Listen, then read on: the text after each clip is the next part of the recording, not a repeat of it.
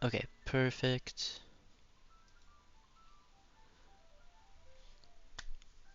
Alright, so for everyone that just joined, I'm basically going to be going over QQQ and an analysis of basically the entire correction and what to look forward here in the future as we approach earnings and things like that. So first things first, I'm looking at the hourly chart right now, and as you all know, we've had a wonderful last couple months in February, March, April, and then now we're just closing April here and going into May. Um, so first thoughts initially is uh, this particular leg here is one of the largest corrections that QQQ has had in the last uh, 15 years, I want to say. Um, there was 2018, there was 2022, there's 2008 for all the different examples that I have for some of the bigger ones. Um, this one in particular, um, it's to be honest, it's not easy to tell when we're gonna have a correction until it starts happening. Um, because as you know, I was expecting it back in December when we started hitting all-time highs and we hit overbought. We hit over 80 on the RSI and things like that, and it just looked like after a huge rally from September all the way up to December, it just looked like it was about ready. It was due for a correction, and I think everyone kind of expected that too. There was that feeling that everything was kind of overbought, and then it shocked everybody, and it decided to consolidate, and it kind of looked like it was actually going to keep going as it made uh, slightly lower lows, and it actually made about a 7% correction from the highs all the way to lows. Kind of finished itself here at the bottom at 499, and then it looked like it was going to keep going. Um, and then we had January, we had the tech stuff, we had a bunch of good stuff. It looked like it was going to keep going.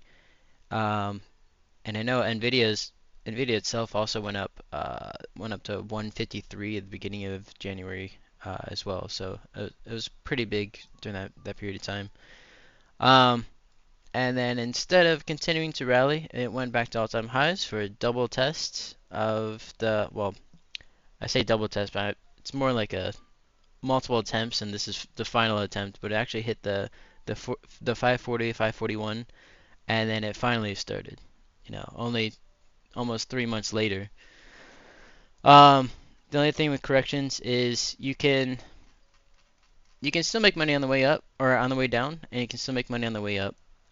And in particular, what I was trying to base off of, I'm still learning myself. As you can see on the hourly chart here, we have multiple instances on the way down that RSI went oversold on the 14 day. So in the intermediate term, meaning the next couple days is probably going to rebound or the same day. And as you can see, every single time that it touched 30 or went under 30, it rebounded at least about, I want to say up to like $8 to $10 each time. Some are a little bit smaller like this one, and then some are a little bit more reasonable. You got 509 to 519. You've got 496 to basically 513 here. Um, but that's on the entire way down. This is within, just within a couple days of each other. Um, and this entire correction, uh, this particular leg of it right here, is about what I think it was $80 or close to $80, 76 or something like that. Um, all the way from the highs to the lows, and uh, one of the biggest tells that that we figured out that it was going to rebound was on the daily chart. Uh,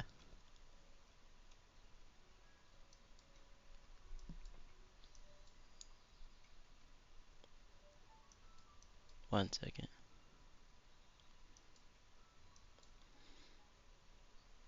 Trying to make it bigger so I can see it too. On the daily chart, it looked like it bottomed out as soon as it went under 30 RSI on the daily chart, and that usually signals a change in trend. And sure enough, after QQQ went down to that particular range, it went just under 30. I think it was like 28 or just around there. Then you can kind of tell it consolidated for quite a bit, and then it finally made its way up into a rebound. From the lows, it was 466, and to the highs, it was 496. I wanted it to be a little bit bigger. It would have been better if it was up to like 500, 504. That's kind of what I was expecting. Um, and that's typical of previous QQQ rallies or rebounds as well. It's typically going to be about 50% of the entire losses. So if QQQ dipped, almost $80, then it should come back almost $40 for that particular rebound. And you can see that happen back in August. We had, sorry, I'm going kind of crazy. I'm going to go back to the hourly chart to kind of show you this. After I readjust it again, sorry.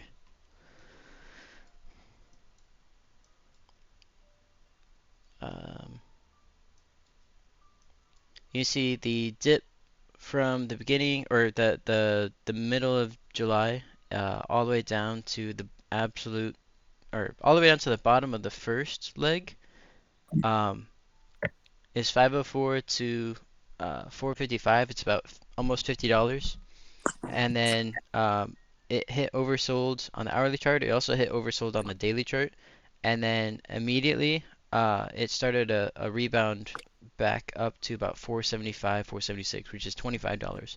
And $50, 50% of that is $25. So that's how you can tell how far the rebound is supposed to go. And then it went immediately right back into the second leg where eventually came down here, capitulated on the day that we had the Japan, um, uh, the trade carry scare basically, and immediately after that it bottomed on the same day. I think it was a Sunday to Monday, and then it literally stopped right there right after open and started the rebound. And immediately it rebounded all the way back up to 486, which is huge. Um, from 423 all the way up to 485, that's nearly $60 just in uh, one rebound alone. Um, and same thing, kind of same thing for September. We had another correction, um, but then that initially started. Oh, I messed that up. That initially started the multi-month rally that went on from September all the way up to December, like we were talking about. How long on average does it take to rebound? It can like you see here, it can take just a couple of days. In this one in particular, it literally went from 423 to 449 or no, 447 within about one day. Um, and then oh sorry, 2 days. This is about 1 week span right here, and then this entire rebound right here was about 2.5 weeks from the lowest point to the highest point. Um, and then the September one, in this case, the rebound was from 447 up to 493, and then it kind of pulled back quite a bit there, and then it just kind of did its own thing until it eventually came up to the all-time highs. Well, all-time highs back then was 500, 508, um, and it finally broke through that. I was happy that day when it finally did that.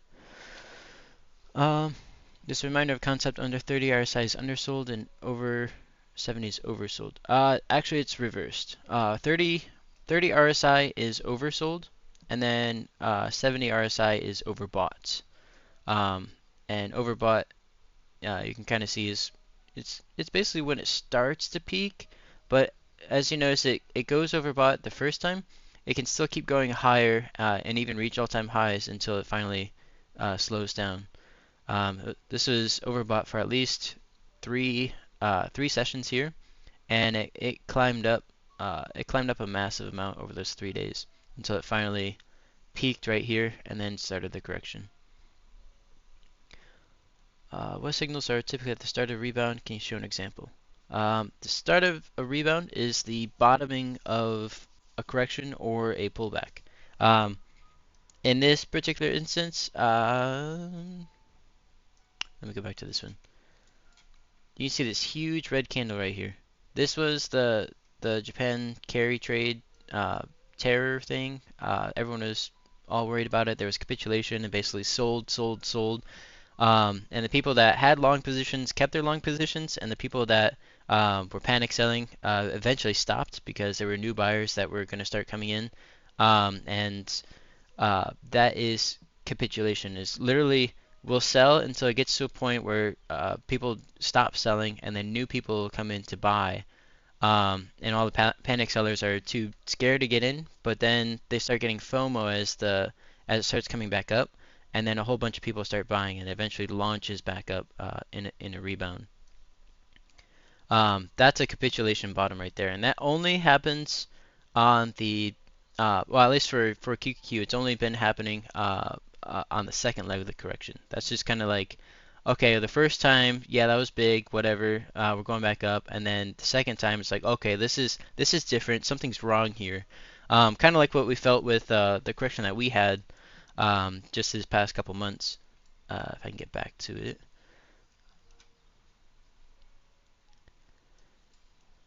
We had this massive correction.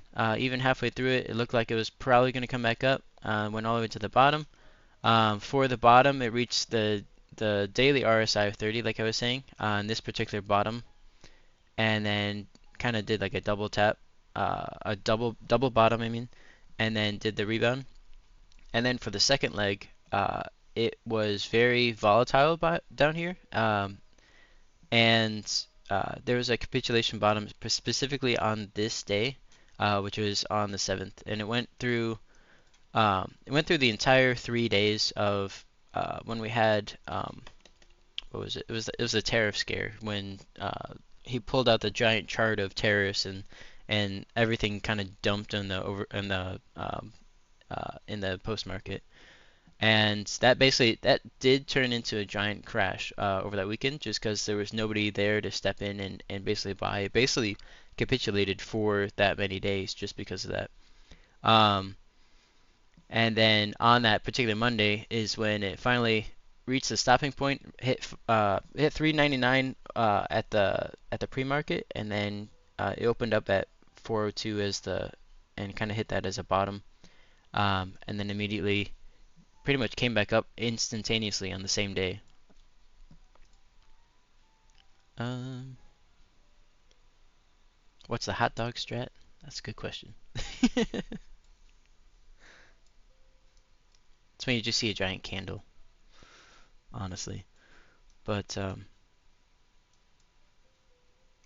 yeah, so in particular,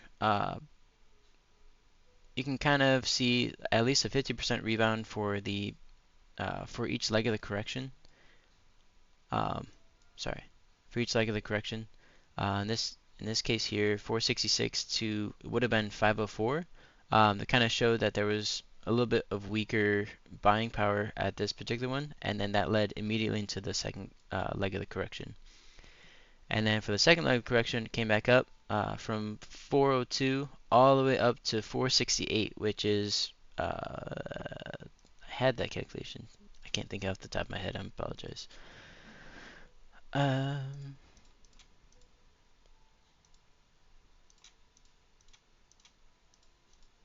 did it backwards, of course. It's about 15, 16% rally from lowest point to the highest point immediately for a rebound, which is actually huge. Um, it's over. It was over 50% of the losses, which is really good. But that kind of marked the end of that particular rebound. And then we went immediately into the third, basically kind of the third leg. This is just kind of more of a pullback specifically for being overbought. As you can see, it was overbought on the same day and literally went back down on the day after. And then launched itself back up to kind of finish that, see if it could go any higher. And this in this particular case, it did not go overbought. However, leading into the third leg, it's kind of expected for QQQ If there's this massive correction, it is possible for a final leg that tries again, um, for a third time, and then that goes back to the August one as well. You have leg one, leg two, and then technically this is leg three, possibly.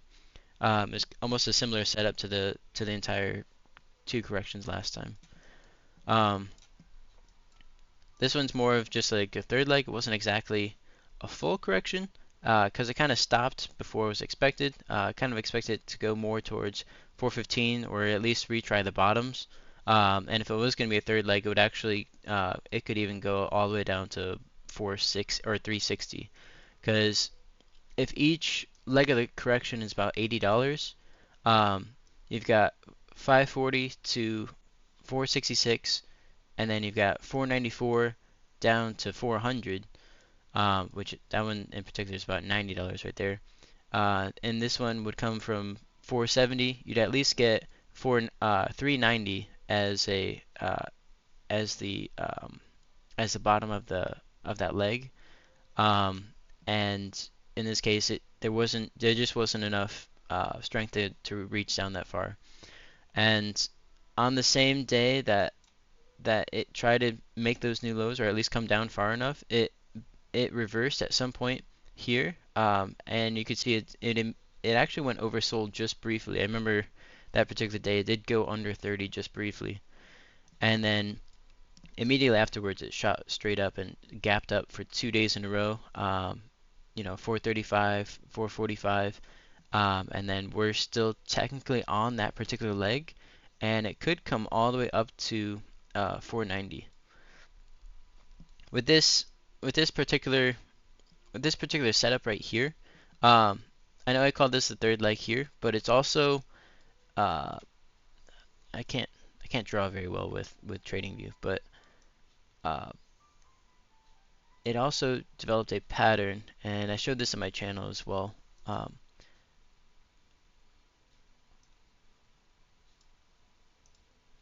and this particular pattern is basically a W-shaped recovery. It turned into a complex bottom, and oh, I did not mean to do that.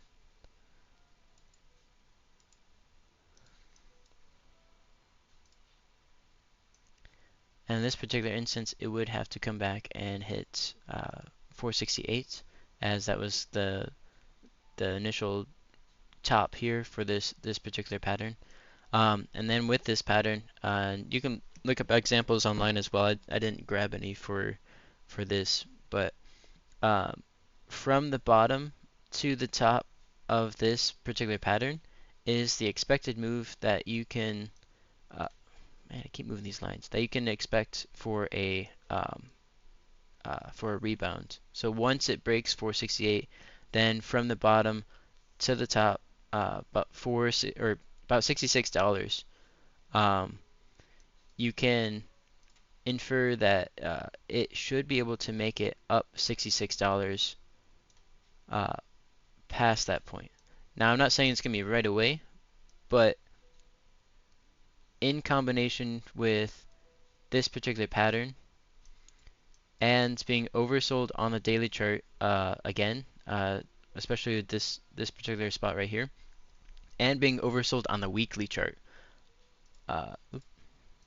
I'll actually show that here too. It's one of the very few instances where it was oversold on the weekly chart, which is huge. Almost every single time, I think it has been every single time actually, that QQQ has reached oversold on the weekly chart. That has turned into a multi-month rally with returns up to like 25%, 36% for different instances. COVID even I know was a pretty big rebound. Let me see if I can go back to another one. You got 2022 when we had the bear market, and uh, this is still part of the same correction for this particular one here, but it did hit oversold in this correction and immediately jumped up 24% for the summer of 2022. else was there? 2020, yes. 2020 it went oversold, and then immediately afterwards it basically turned into a bull market and went straight into 2021. On QQ, there were order blocks for 1, 2, and 4 hours after that after hours broke. Does that matter? Let me go back to this.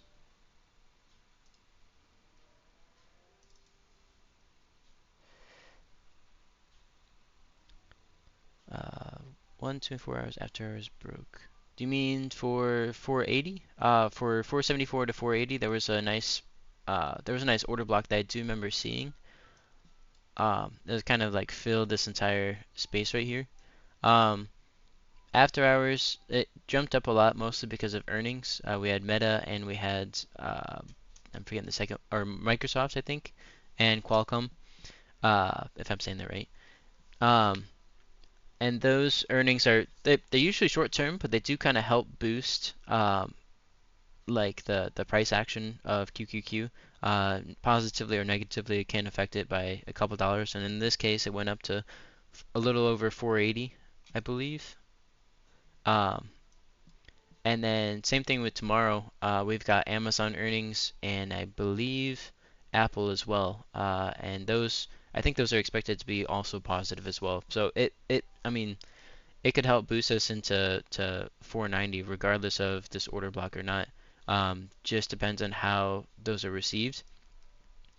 Um, oh, look at that. I don't think this was here last time I checked. There's a nice order block around 490 to 493.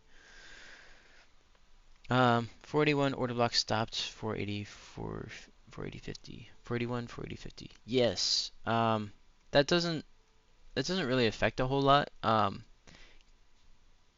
QQQ, I mean, it can bounce off of that, especially in the aftermarket. There's not a lot of volume in the aftermarket. It's not expected to break through this in the aftermarket. And same thing with the way down. Oh my goodness, this is going way farther than I wanted it to. I apologize. Um,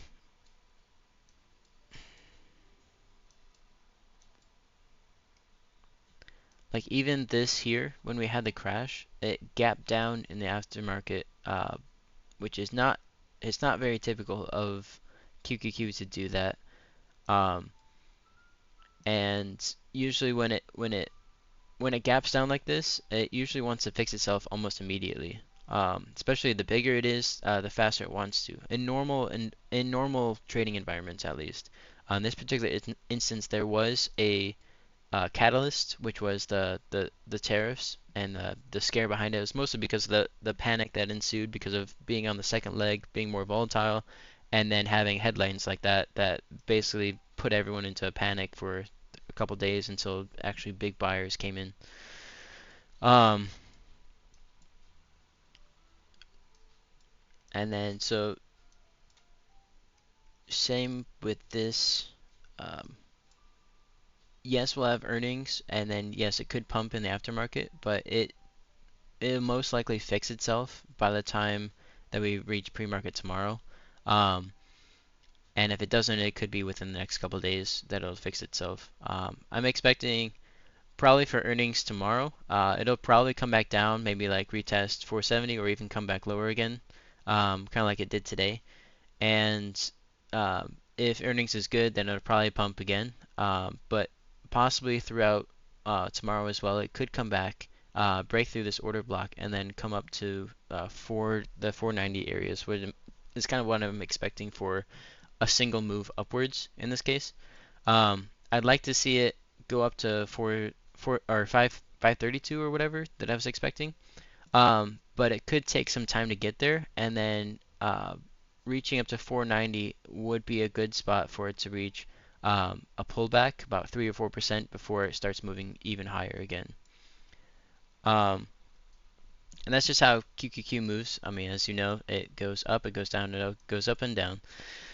Um, and being overbought on the hourly chart here, it was overbought last week, and then immediately it kind of rebounded down to 467, came up here to 476, came back down to 462, Came back up to 477 afterwards, and then tomorrow I'm expecting. I mean, it'll probably do the same thing, or something similar.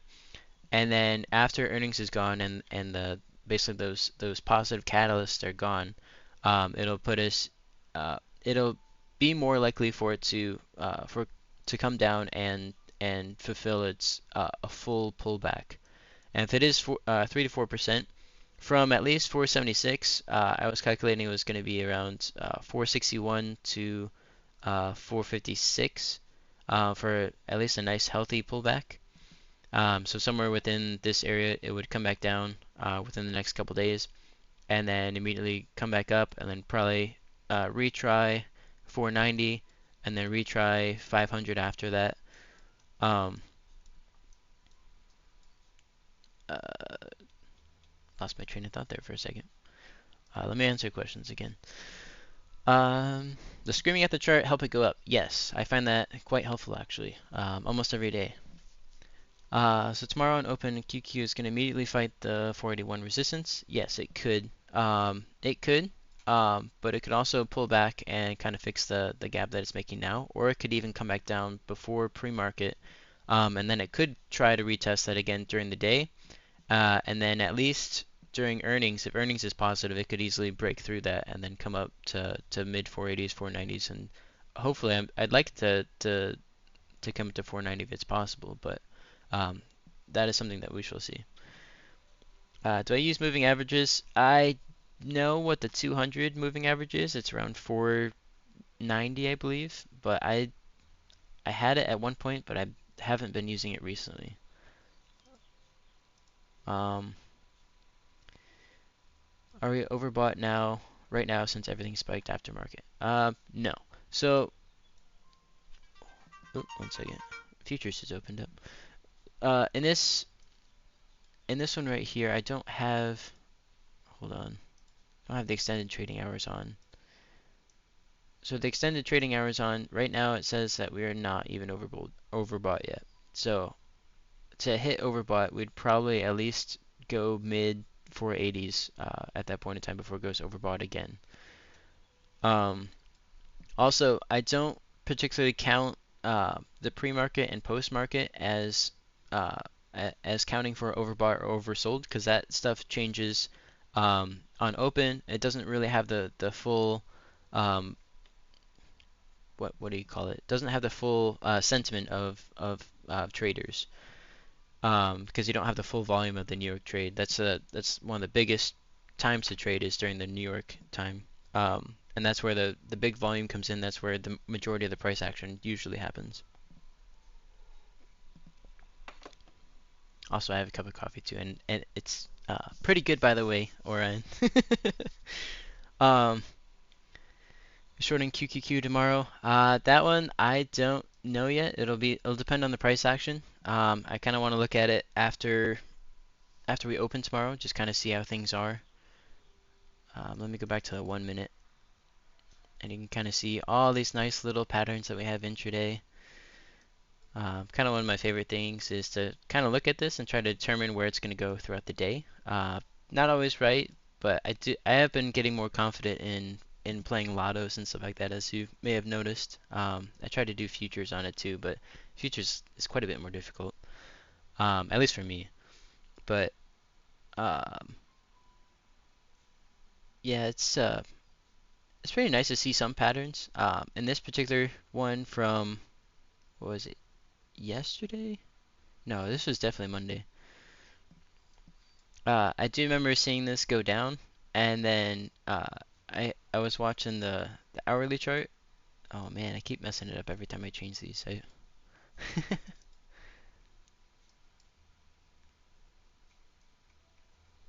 I can go back to Monday.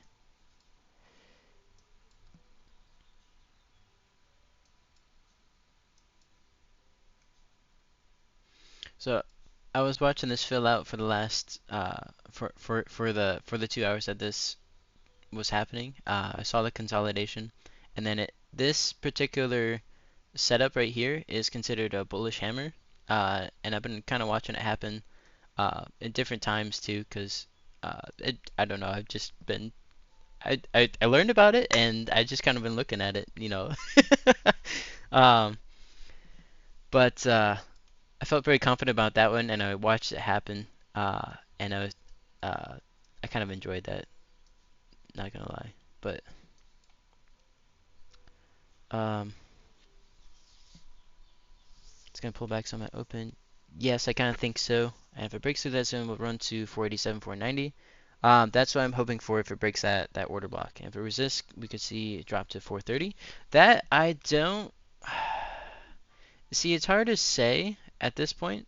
I think it's gonna be a lot harder right now to dip that far. Just with how far up we've come. This is, you know, we're sit. Wow, it's actually at 481 right now. We're sitting at 481 from a low of, hold on, a low of 402, or yeah, 402. Um, that is $80 right there. That is an entire leg of the correction, but going up. And that's also, I believe that's 20% almost exactly. Uh, just want to double check. Yeah, that's, yeah, 20% from the absolute low is 482. Um, that's a huge correct or a huge rebound from the lows already. Um, which is going to be hard for it to come back up. However, um, a as I was saying earlier, that this particular correction, um, leg one to leg two, all the way down to the bottom, um, this could be leg one of a bear market. I mean, the size of it was about 26% from the top to the bottom. And if that is the case, and that's how it plays out, then after the rally, or even at this particular spot right here, when we've already rebounded 20%, there's nothing saying that it can't go back down again. Um, and then for that particular case, it would start into another leg of a bull market, and then I keep moving that, and then it would probably be around the same size as this particular correction. So from 540 all the way down to 400, you could easily see QQQ go down all the way. Oh my goodness, I keep moving all the indicators. That really bugs me. I'm sorry. You could easily see. Um, hold on, let me see if I can draw this out.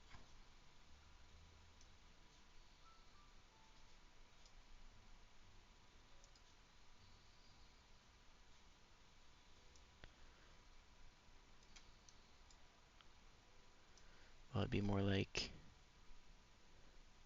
from 490. So if you were to have this entire size right here, um, you could see QQQ come back down to 348, 350 in another leg of a bull market. If it does play out like 2022, and if it does go up to 490, if it doesn't go up to 490, then we could be in uh, bigger problems. 340 for this particular spot right here. If we were to start correcting immediately, um, I think that's more accurate. No, it's not. Just kidding. Maybe if I zoomed in, that would.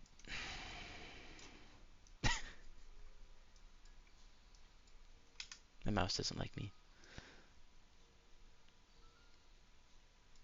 Okay, that's better. From 490.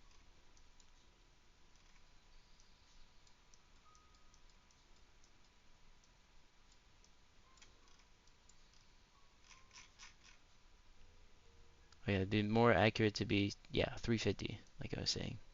Okay.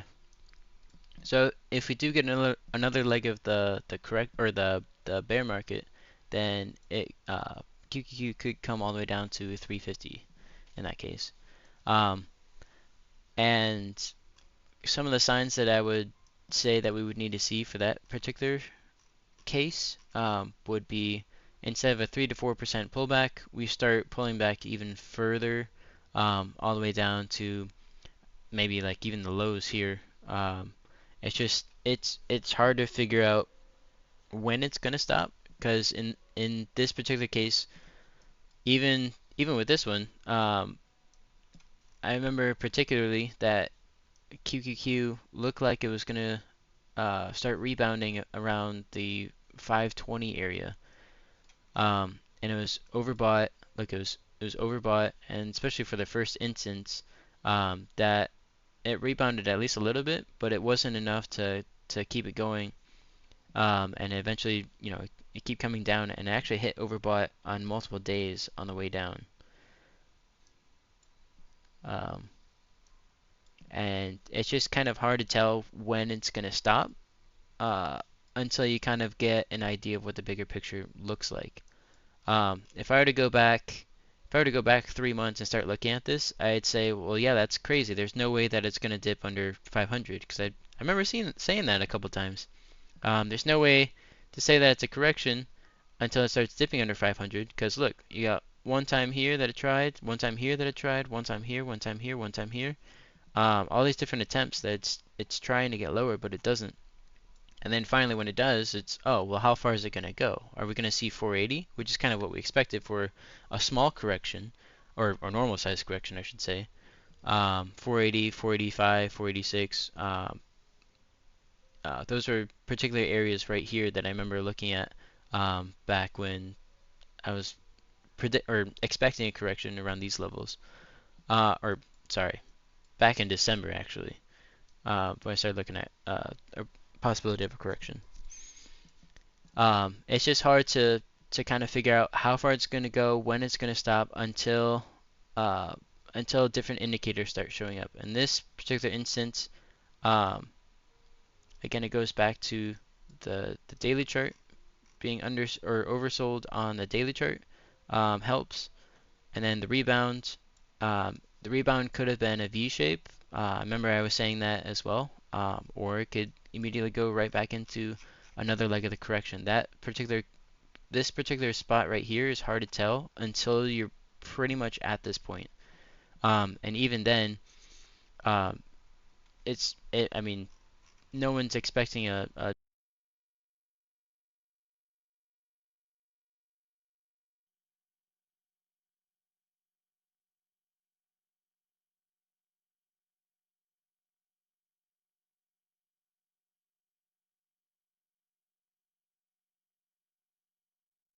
I think my headphones went out on me. Can you hear me?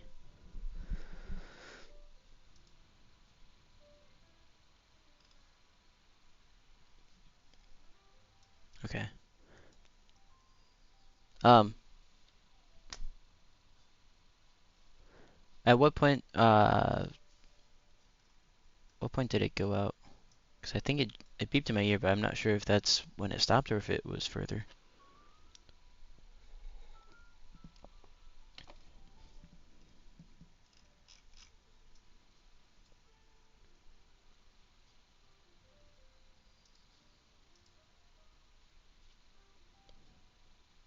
Okay. Um,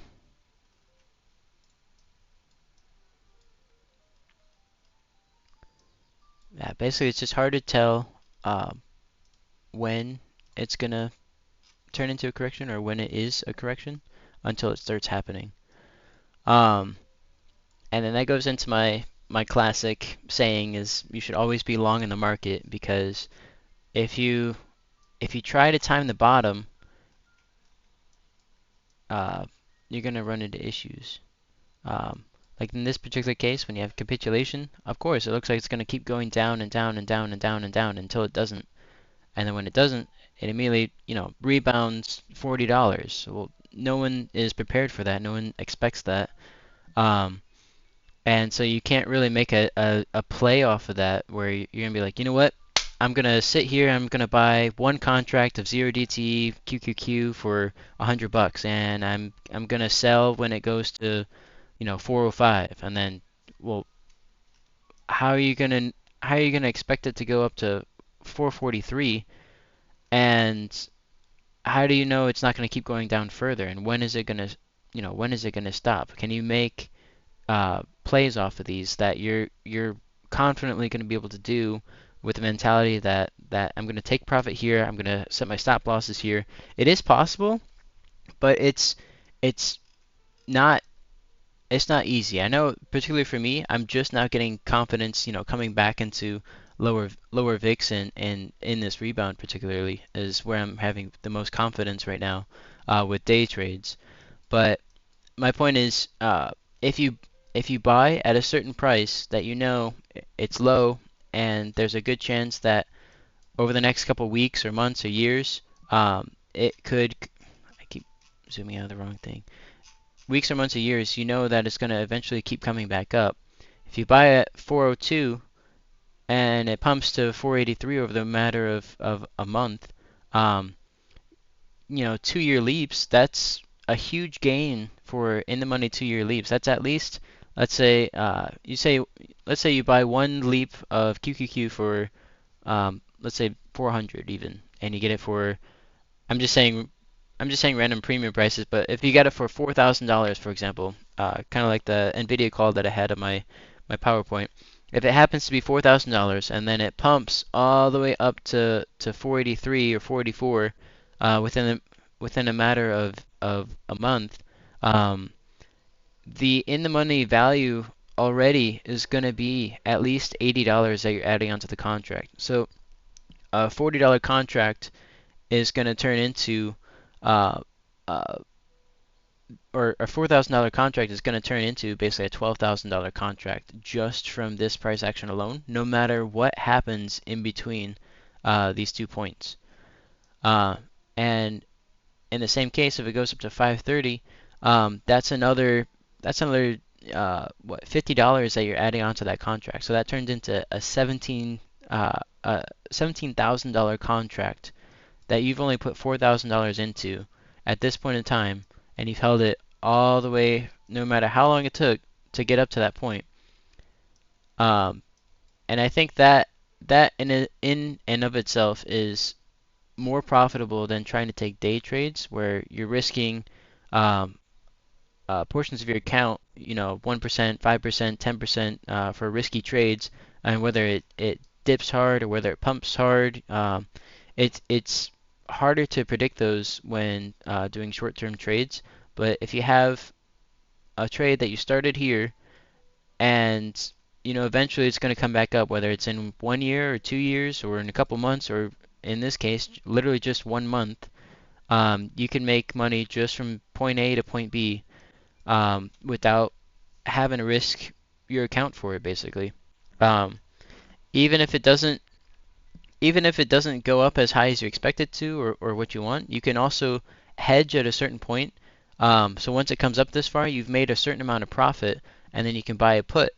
And if you buy a put, in this particular case, then if it were to come back down to, let's say, 360, 350 or whatever, there's some point of time on that put that the value is going to increase for the put more than the value of this contract that you bought over here.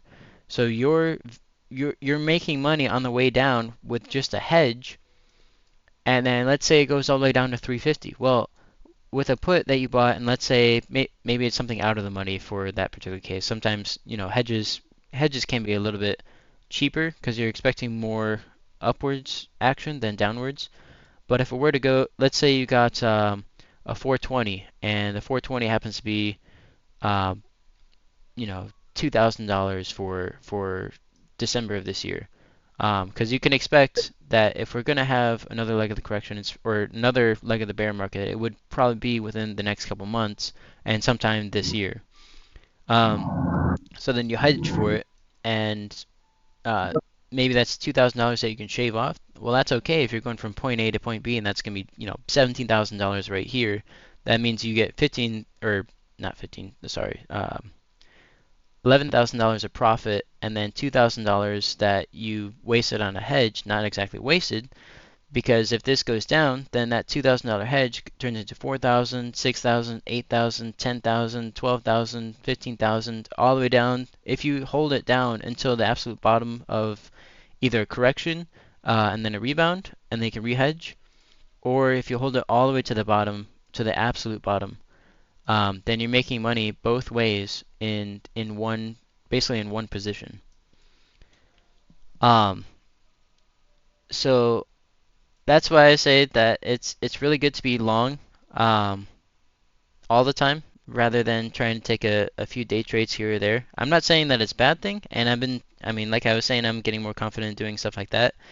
But in the bigger picture, you can make a lot more money just just buying long term, just because you expect the price action to go from point A to point B. And then let's say you want to take profit in 2 years. Well, in 2 years, what if we get up to 600? What if we get to 650? Um, that could be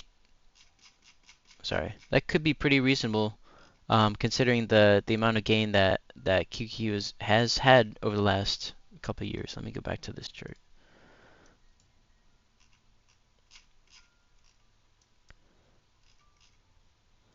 Correction, 250 doubled, or actually over doubled within, let's see, 2022 to 2025. Um, Not even then, because it was the end of 2022. So October to February of 2025, and we still have until basically October until that 2 year mark hits. And look, it went from 255 all the way up to 542. That's over 100% increase over 2 years. And the 2 year contracts that I'm talking about in particular are are leaps that I like to use. Not just for QQQ, but anything else as well. You buy them at the bottom of correction, and then you can basically ride them out until it gets to a certain point, or you can do what I explained a while ago was doing covered calls. And in the particular case of covered calls, um, I would, let's say you buy at the bottom of correction when it, or let's say this one. You buy it at the bottom of the correction, it rebounds. You buy covered calls for maybe this point here for the next month or next 2 months or whatever, and then when it dips, you can buy it back, and you just made money off a covered call on the position that you bought down here. So you're still expecting the price to go from point A to point B, but along the way, you're making a little extra money trying to do short-term moves that are relatively safe, and you can expect it based on the indicators and where things are. Old too, yeah. Like, never Um, get my coffee mug. Mama needs coffee. Yeah, right. The old Starbucks cup. Also, uh, sorry, I lost my train of thought. um, so in the end, you basically want to start making sure you allocate long-term profits or long-term positions so that you can profit from larger moves in the market.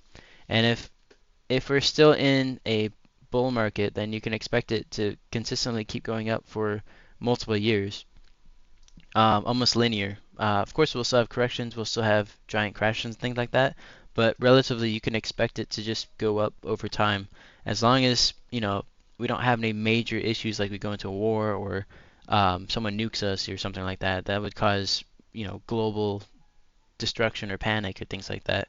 You can relatively uh, make profit off of point A to point B over the course of years, and then also hedge out any corrections and things like that, so you can still profit from downturns and things like that. And in the case of a bear market, you can also profit from a bear market just by having hedges, because then you'll start making money on the way down once it reaches a certain point. Um, Other than that, I don't think I have a whole lot more. Um, just as you may know by now, I really like long-term positions, and that's why. um, So within the next couple of weeks, I think we can expect a multi-week rally, basically leading from 402 possibly up to 530 at least, and that could take another 3 months before it gets there. You have dips along the way. In this particular case, I think we're going to have a healthy dip once we reach 480 to 490. Just depends on how strong it wants to get, and that is depending on earnings as well. And I think we're going to have positive earnings, so it is hopeful that we might even see 490 by tomorrow or Friday. But I would definitely start looking to hedge around 490, 480, 490, if not sooner, for your long-term positions at least, just in case this scenario does come into play. And it's just going to be good in the long run. As we go back up, it's going to be good to have that hedge and protection there, just like insurance, basically. Um, all right. Are there any questions, or did I miss anything?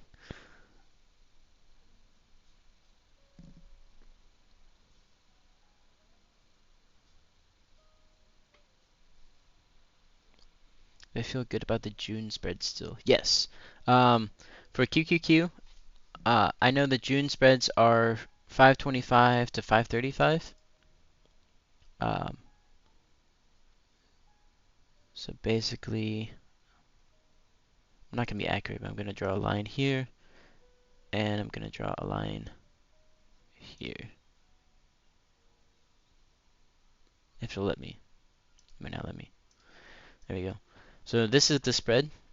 If we eventually come up to this before June, you've got May, you've got June, June 20th.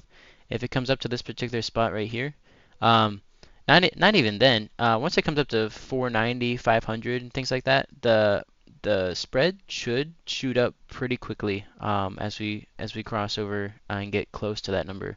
As long as we get close to that number, it should be fine.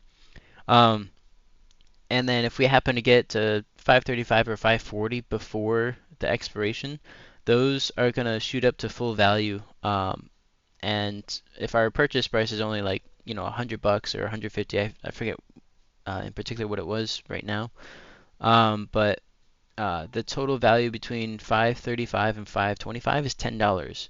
So $10 minus $1.50 is 8.5. So that's 8.5, $850 per contract that you can make in profit just by holding this until expiration. That's why I like those particular swings, is because no matter what happens from point A to point B, in this particular case, I think we bought around here because I was expecting to go at least 500. Then I would have reduced, waited until it came back to the bottom, and then bought more here. Um, and I didn't get the opportunity to do that, so I've kind of held on to mine in particular.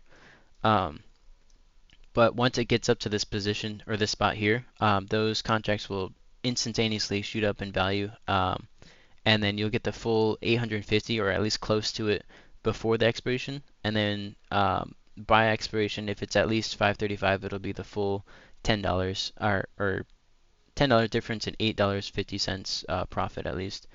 Um, I think uh, I think once we get up to like 500, 510, between 500 and 510, I think it'll at least hit maybe like $3 or $4, which is going to be about 100 to 200% of what we um, our capital was, and that's when I want to. I think that's when I want to take profit at least, just in case. Maybe hold on to some of them, and then also kind of hedge those out. I'll have put spreads as well for a pullback. I'm thinking about I'm thinking about doing put spreads as well for this particular pullback that we're expecting for the 480, 490 as well. When I do that, I'll put that on my channel as well. When I do that, but um, yeah, in that particular case, I wanna hold those until they start getting into value, and I think they will around 500 to 510 for those spreads. I'll go over spreads tomorrow because I'll have a PowerPoint document that I can go over and show you basically um, debit spreads, credit spreads, and then why I like to use spreads as a swing trade, um, which is it's kind of what I explained a little bit right here, but I'll go into more detail tomorrow as well. Um, did I miss anything else? Or are there any other questions?